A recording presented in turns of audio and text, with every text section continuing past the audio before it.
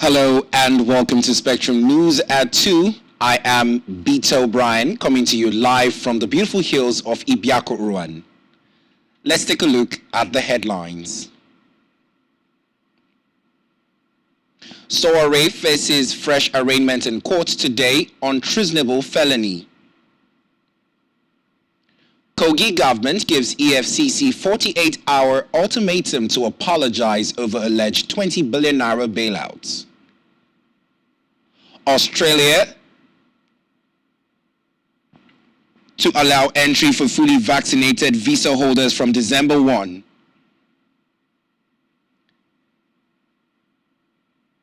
Details of these stories and more in a moment.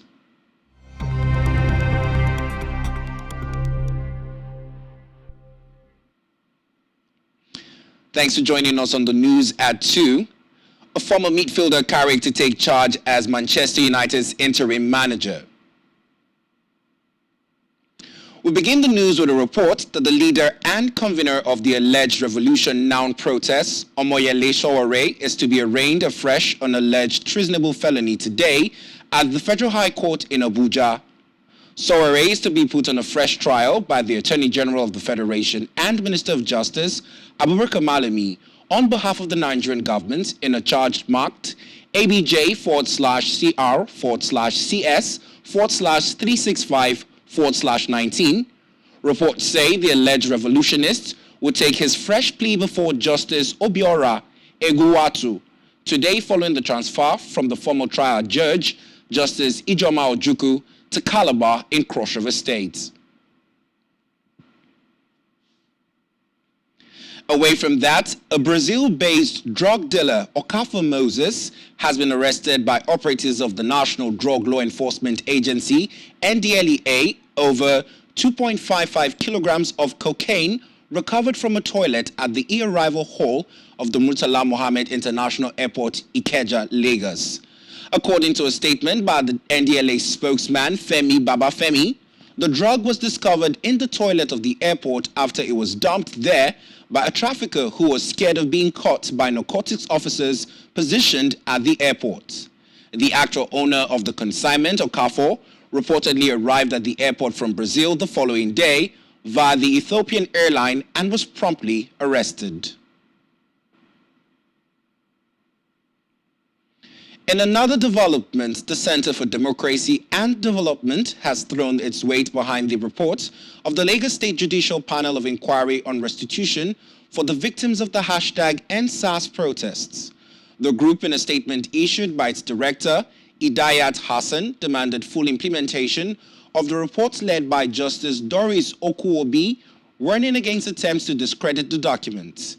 It said the necessities for a white paper report should not override the objectives of addressing key social justice issues that the report sought to address, adding that the Lagos State governor should know that it was a defining moment for his leadership. Meanwhile, former Minister of Aviation Stella Odua has arrived at the Federal High Court in Abuja to take her plea in the alleged 7.9 billion naira fraud charges brought against her by the federal government.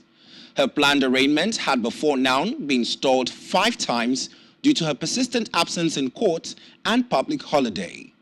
Recall that Justice Iyan Ikwo had on July 12 threatened to issue a warrant of arrest for Odua should she fail to make herself available for arraignment on the adjournment date. The arrest threat was issued following her non-appearance to honor court proceedings on July 12 without any explanation. In the meantime, Social Economic Rights and Accountability Report Project, SERAP, has reportedly filed a lawsuit against President Muhammadu Buhari. The suit is said to be for failure to publish names of those indicted in the alleged misappropriation of more than 6 trillion naira in the running of the Niger Delta Development Commission, NDDC, between 2000 and 2019. As documented in the forensic report audited on NDDC, in the suit filed at the Federal High Court, Abuja, SERAP is seeking an order of mandamus to direct and compel President Buhari to publish the names of those indicted. The suit, which has been assigned to Justice Binta Nyako at Court 2 is fixed for hearing next Monday, November 29th. Elsewhere, the Economic and Financial Crimes Commission, EFCC, has been given a 48-hour ultimatum by the Kogi state government to apologize and retract a statement that it kept 20 billion naira bailout fund meant to pay salaries in a commercial bank intended to yield interests.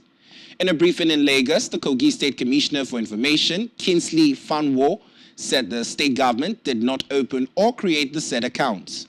Fanwo equally challenged the anti-graft agency to produce the account mandate and details of those who operated it. He said the state government had gotten the bank's response, which allegedly exonerated them from running the account. Away from that, goods and properties worth millions of naira have been reportedly lost to fire in an incident in Port Harcourt's River State. The fire, which lasted more than 10 hours, began in an old premises of a moribund private company on Isokbo Street in the D-Line area of the city. While the cause is yet to be known, residents and River State government suspect that the abandoned tankers in the premises may have been used by people who trade in illegally refined petroleum products, which ignited the fire, although the fire has been put out by men of the Federal Fire Service, and the government has therefore urged residents to be observant and careful to avoid a fresh spark. In a separate development, a combined team of policemen and vigilantes in the Ozoro community in Delta State, led by CSP Ogedengba Arugume, have arrested a 77-year-old gun runner, Michael Ezimpozi, for illegally manufacturing guns in the state. Reports say Enipozi was arrested with 1 live cartridge, while 2 other members of his criminal gang escaped. A former director of protocol and Zamfara state governorship aspirant for the 2023 general elections, Shage Hamidu, has reportedly been killed by armed bandits along Kaduna-Abuja Road. The Kaduna State Police Command could not be reached for reaction at press time, including the command's public relations officer, ASP Mohammed Jaligai.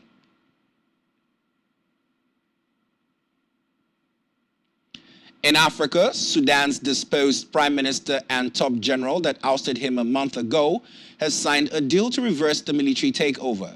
However, thousands of demonstrators in multiple rallies rejected the deal, shouting no to military power and demanding that the armed forces fully withdraw from government. Medics say a 16-year-old boy was shot and killed at Khartoum's twin city, Omdurman, bringing the overall death toll since the last military coup to 41. Back here, Akwa Ibom state government has debunked rumors of owing pensioners. The governor, Udomi Mano, has refuted the insinuations that the state government was owing entitlements of workers in the state, stressing that his administration has been paying salaries and other entitlements of workers and pensioners in the state, even with the dwindling resources. The governor, who stated this at the Government House monthly prayer service, also urged the people of the state to form the habit of appreciating God for the relative peace, developments, and modest achievements recorded in the state during his administration. The governor, who was speaking on the backdrop of the criticisms by sections of the society on alleged non-payment of retirement benefits to some retired workers, again appealed for more understanding and added that the protests were being sponsored to discredit the achievements of the state government.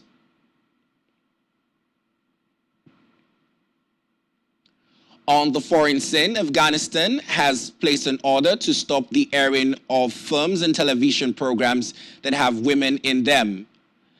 Afghanistan has said that these dramas and soap operas featuring women actors are the first to stop, and with this directive has issued a directive that Afghan media should stop promoting the virtue and prevent the vices the Taliban also called on women journalists to wear Islamic hijabs while presenting their reports. The ministry's spokesman, Hakif Mohajed, who told the newsmen directives were not rules but guidelines, noted that the authorities had also asked the channel not to air films or programs in which Prophet Muhammad or other revered figures are shown. It called for the banning of films or programs that were against Islamic and Afghan virtues.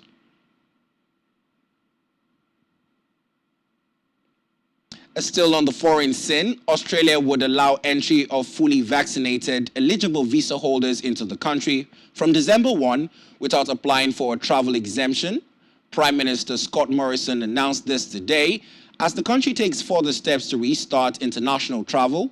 Morrison said the country would also welcome vaccinated citizens from Japan and South Korea from the beginning of next month.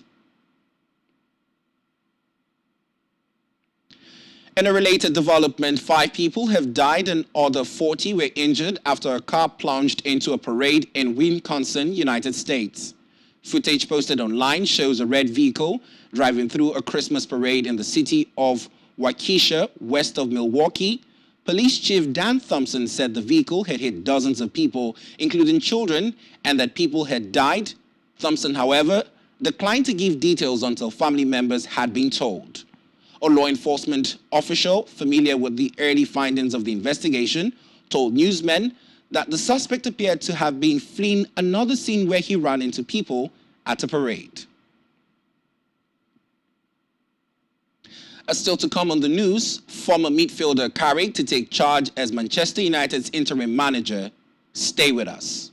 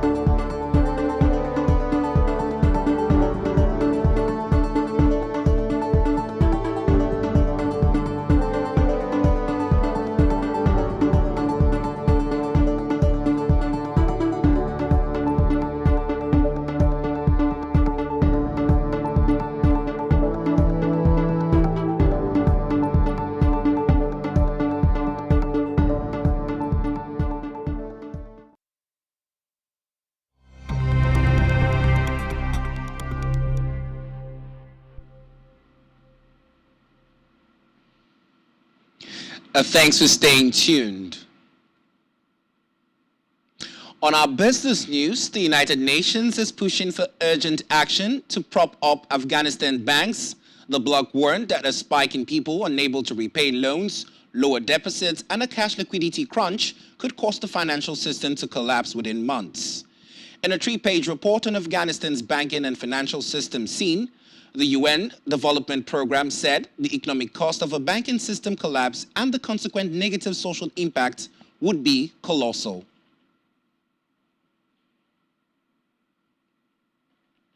In health, 57 more persons have contracted COVID-19 in Nigeria in the last 24 hours, putting the country's new total at 213,589 additional infections comprising 30 cases in Lagos, 9 in Enugu, 7 in Rivers, 3 each in Kaduna and Osun, as well as 1 each in Abia, Bauchi, Kano, Ogun, and Plateau.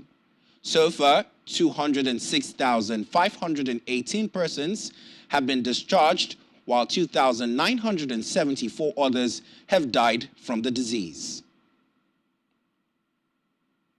Still in health, 135 private health facilities have been engaged by the Lagos State government for the administration of COVID-19 vaccines. Commissioner for Health Akin Abayomi said the move was to strengthen the mass vaccination strategy targeted at 4 million residents by December 2021. Abayomi noted that the number of public and private vaccination sites in Lagos was now 360. According to the commissioner, the enrolled private facilities were engaged after rigorous selection and accreditation process that hinged on quality assurance, vaccine safety, and follow-up care. In sports, Ole Gunnar Solskjaer's 3-year reign ended as Manchester United manager at Old Trafford yesterday. Manchester United, however, planned to wait until the end of the season to name the Norwegian's permanent successor. Saturday's 4-1 loss at the hands of struggling Watford was said to be the final straw for the United board, who had stuck by Solskjaer in recent weeks despite humiliating home defeats to Liverpool and Manchester City.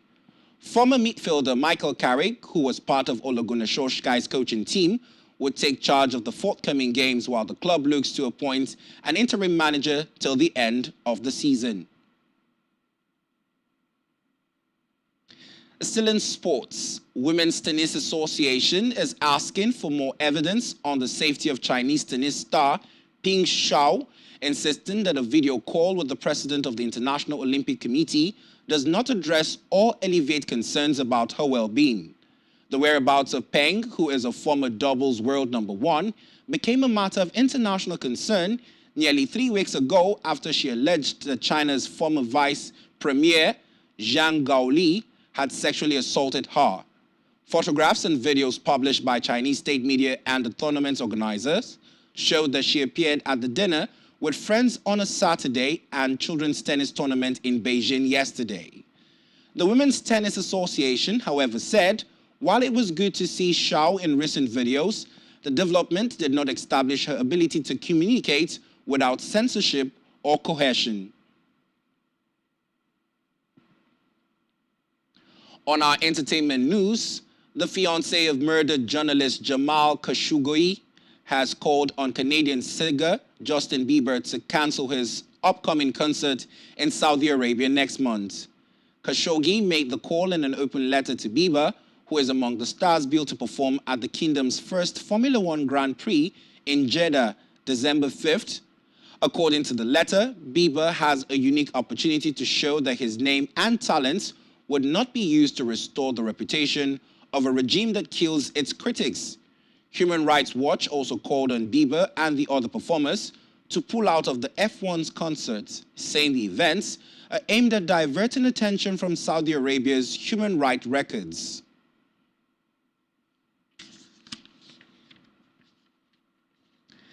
That's all we have for you at this time. Be sure to follow us on our social media and subscribe to our YouTube channel, all of which you can find on our website, SpectrumTv.ng. You've been watching Spectrum News at 2. I am Beto Bryan. Do enjoy the rest of your day.